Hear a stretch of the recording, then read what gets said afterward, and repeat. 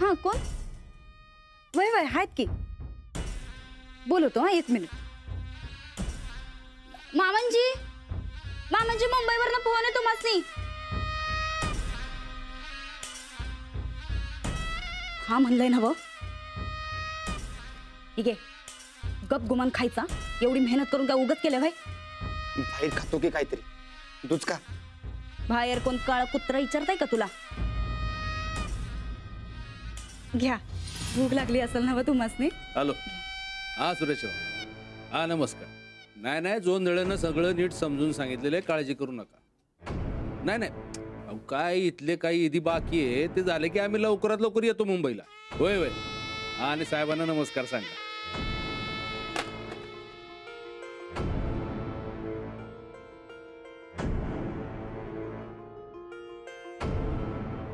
मामनजी आता तुम्ही तिकडं नाही म्हणल्यावर मुंबईतली लई कामं तटल्या असत्या ना व. नाही तुम्ही हितच थांबलाय तर कसं होणार हो शिक्षण खात्याचं. मंत्री म्हणल्यावर लई मोठी जबाबदारी असते बघा. असं आमचं पप्पा नेहमी सांगतात. अहो सुनबाई घर बी तेवढंच महत्वाचं आहे. अहो पाडवा जवळ आलाय. रानात थोरल्या सुनबाई वाढव नाही म्हणल्यानंतर आम्हाला मुंबईला कसं जावं वाटत. नाही मामांजी तुम्ही त्याची आशा सोडूनच द्या आणि तुम्ही फक्त तुमच्या कामाकडे लक्ष द्या बरं. राणा भाऊजी आणि जाऊबाईंना घरी आणण्याची जिम्मेदारी फक्त आमची. तुम्ही मुंबईवरनं परत येई पुतूर ते दोघं बी घरात आलेला असत्याल बघा. नाही रानात थोरल्या सुनबाई या घरात येत नाहीत आणि हे घर एक होत नाही तवर आम्ही इथनं हलणार नाही. पण राणा भाऊजी तर घरी येणार नाही म्हणायलेत ना व.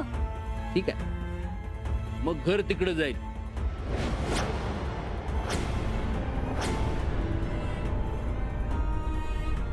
नाही एवढा मोठा वाडा शेतात कसा जाणार बरं. अहो सुनबाई घर म्हणजे 4 भितड नाही. ठरलं आपण समदेनी शेतावर राहायला जायचं. आम्ही आमच्या राणा बिगर राहू शकत नाही. वदक्का संपत लवकर बाहेर या. म्हणजे वदक्का आपलं सगळं सामान बांधायला घ्या. आपण शेतावर राहायला जातोय. शेतात होय राणा इकडे येत नाही ना व. आपण समधी शेतावर राहायला जाऊ. चालतंय. अहो पण काय चालतंय?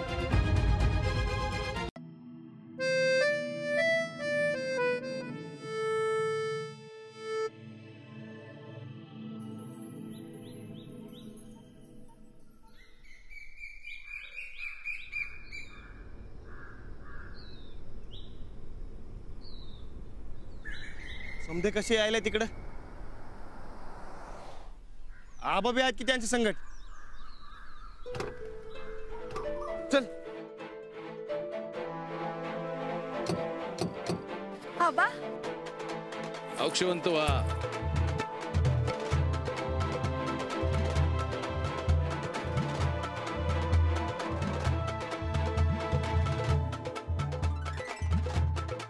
आबा तुम्ही सगळे इकडे.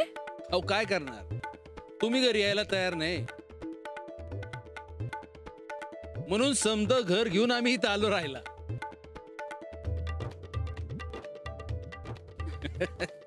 आता आम्ही समदे इथंच राहणार. आबा तुम्ही इकडे कसं राहणार शेतात? अरे कसं काय कसं हा. तू शेतकरी आहेस तर मी शेतकऱ्याचा बाप आहे.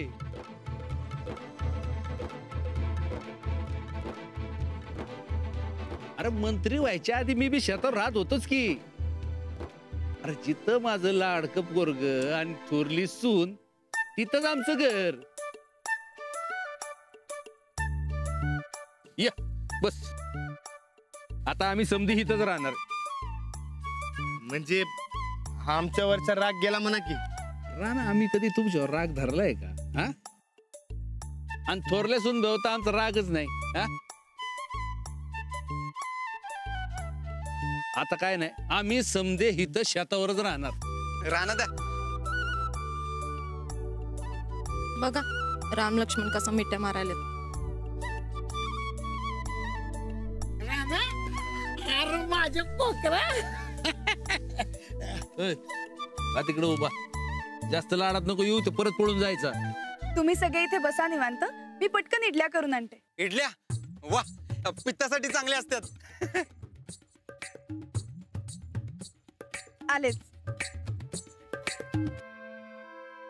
चला घ्या सामान उतरायला घ्या. ए जा सामान उतरून घे जा.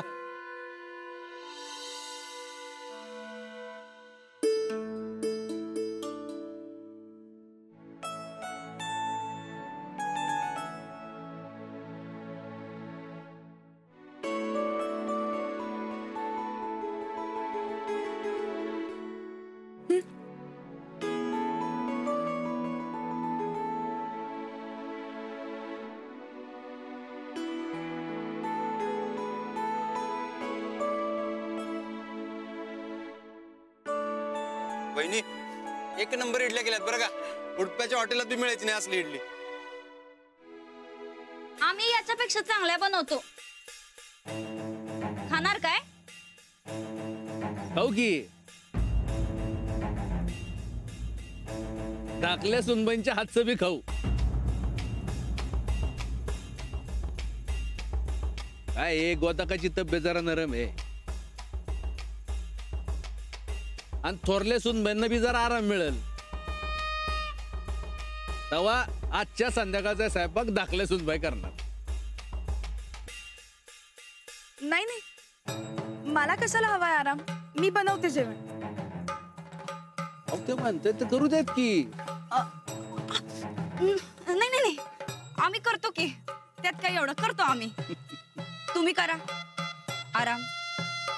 हा बघ कशाला. आज सांच्याचा स्वयंपाक धाकल्या सुनबाई करणार. चला तुम्ही आवरायला लागा, तर आपण गड्यांबरोबर शेतो चक्कर मारून चला. चालते की, चक्कर मारून आल्यावर भूक बी चांगली लागेल. सुनबाई, माझ्या नावानं 2 भाकऱ्या ज्यादा बनव. चला. आबा या इडलीनं घात केला की चांगलाच. आता गाव जेवण बनवायचं कसं?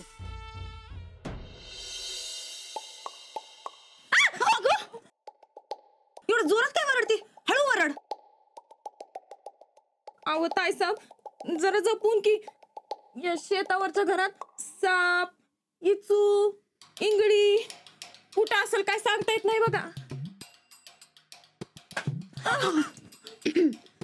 घाबरू नकोस, घाबरू नको, आम्ही हाय ना. ताईसाहेब एवढ्या अंधाऱ्या आणि भयानक घरात थोरल्या ताईसाहेब कशा काय राहत असतील हो? काय म्हणली तू? थोरल्या? अहो नेमके कोणत्या ताईसाहेब कसं ओळखायचं म्हणून थोरल्या. थोबाड बंद ठेव जरा, बंद ठेव थोबाड. आणि जागा हुडक, बॅगा ठेवायच्यात ना बा. आम्ही जातो जरा, ते जेवणाचं बघतो. हा अहो ठेव, बॅगा ठेव, बॅगा ठेव. अहो थांबा की.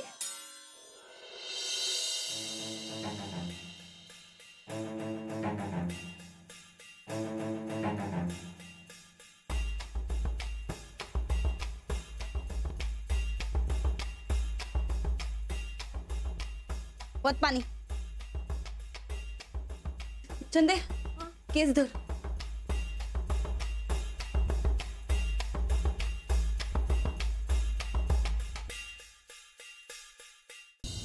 जाऊ बाई, माप वलंडा आणि यात. आजच्या गुढीपाडव्याची गुढी उभारण्याचा मान आमच्या थोरल्या सुनबाईचा.